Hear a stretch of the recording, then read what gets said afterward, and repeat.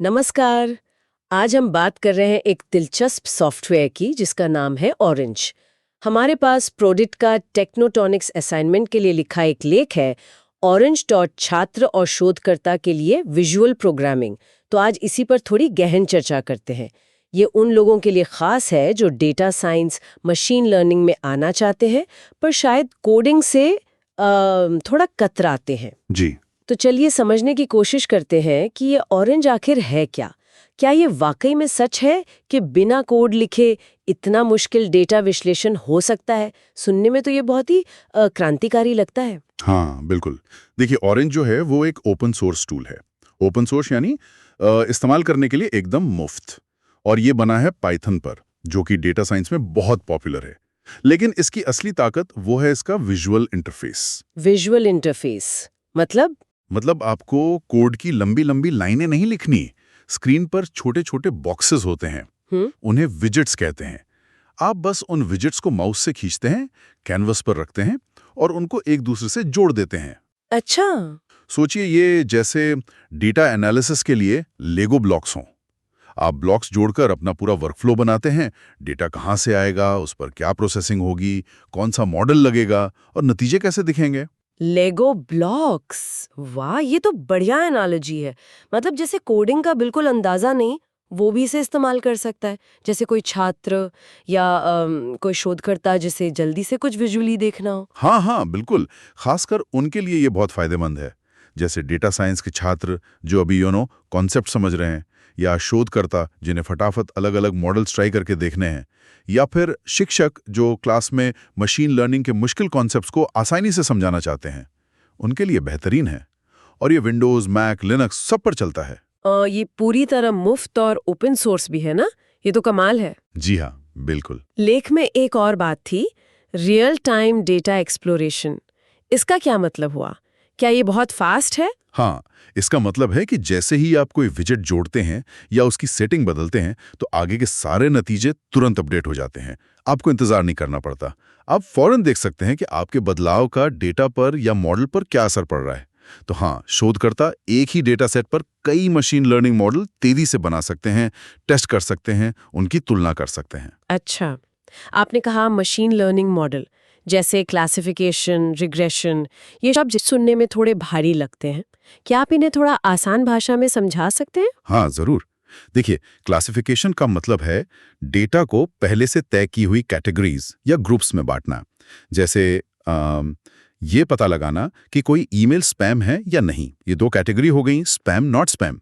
या तस्वीर देखकर बताना कि ये बिल्ली है या कुत्ता। समझ गई। और रिग्रेशन का इस्तेमाल होता है किसी नंबर का अंदाजा लगाने में।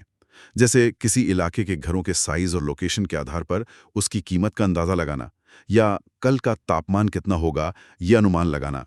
ठीक है। ऑरेंज में इन सब कामों के लिए बने बनाए विजेट्स हैं। Logistic regression, random forest, support vector machine, कई पॉपुलर मॉडल बस एक क्लिक पर उपलब्ध हैं। वाह! और कितने विजिट्स होंगे इसमें अंदाजन? इसमें 100 से ज्यादा ऐसे मॉड्यूलर विजेट्स हैं। डेटा लाने के लिए अलग अलग विजेट्स हैं। आप CSV फाइल, एक्सेल शीट, यहाँ तक कि SQL डेटाबेस से भी डेटा ला सकते हैं। फिर डेटा को साफ करने, प्री प्रोसेस करने के लिए विजेट्स हैं। मॉडलिंग के लिए तो हैं ही, और फिर नतीजों को देखने के लिए, मतलब विजुअलाइजेशन के लिए scatter plot, box plot, heat map, बहुत कुछ है।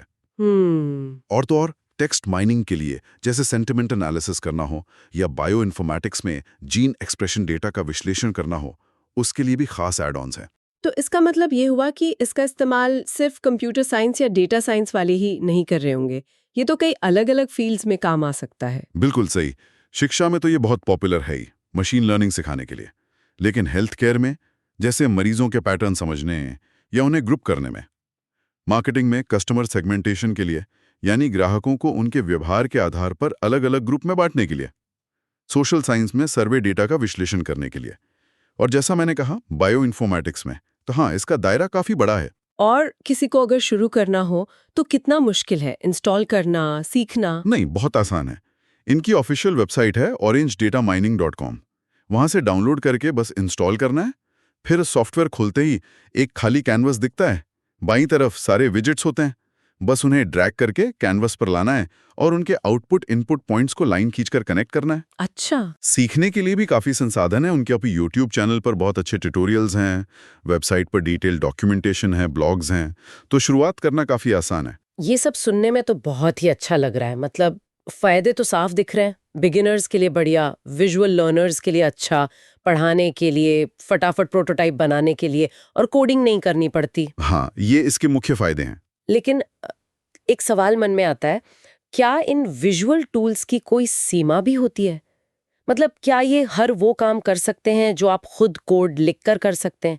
क्या ये उतने ही फ्लेक्सिबल होते हैं? ये एक बहुत ही वाजिब सवाल है। देखिए, बात यह है कि जब आपको बहुत ही ज़्यादा कॉम्प्लेक्स या एकदम नए किस्म का एनालिसिस करना हो, जहां हर छोटी-छोटी चीज़ पर आपको पूरा कंट्रोल चाहिए, या शायद आपको कोई ऐसा एल्गोरिदम इस्तेमाल करना है जो ऑरेंज में बना बनाया नहीं है, तो हाँ, उन स्थितियों में शायद खुद से कोड लिखना ही बेहतर विकल्प हो। विजुअल टूल्स की अपनी एक सीमा होती है फ्लेक्सिबिलिटी के मामले में। अच्छा। लेकिन सच्चाई ये भी है कि ज़्यादातर जो आम डेटा एनालिसिस और मशीन लर्निंग के काम होते हैं, और ख़ासकर जब आप अभी सीख रहे हो या बस अलग-अलग आइडियाज़ को जल्दी से एक्सप्लोर करना चाह रहे हो, तो उनके लिए ऑरेंज जैसे विजुअल टूल वाकई कमाल के हैं।